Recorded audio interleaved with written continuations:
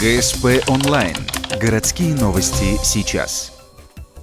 Пятница, 18:00. Центральная библиотека. Вечер поэзии. Презентация республиканского альманаха «Белый бор». Тираж его постоянен – 1000 экземпляров. Чего не скажешь о периодичности. Хотя, как утверждают члены ЛИТО, в последнее время выходит почти ежегодно. 360 страниц. Здесь рассказы, стихи, переводы. Одним словом, литературная мозаика. Только вот найти в продаже «Белый бор» в Ухте отнюдь непросто. Он продается в Сыктывкаре. К сожалению, разрушена центральная система книготорговая, которая была представлена.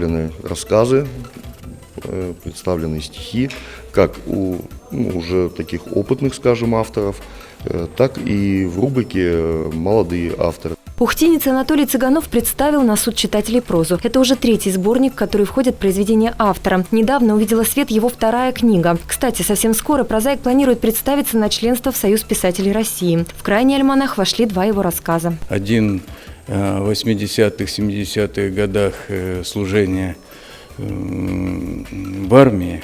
Второе произведение – это «Обсчитала». Это произведение о том, как экономят на копейках у нас в поле, потом начинают пропивать буквально это все за один день. Альманах «Белый бор» по счету 11-й. На этот раз в нем 10 ухтинских авторов, 4 прозаика и 6 поэтов. Среди них Инга Коробинская, Эвелина Пиженко, Евгения Перепон, Валентина Лызлова, Виктор Карелин и другие ухтинские авторы.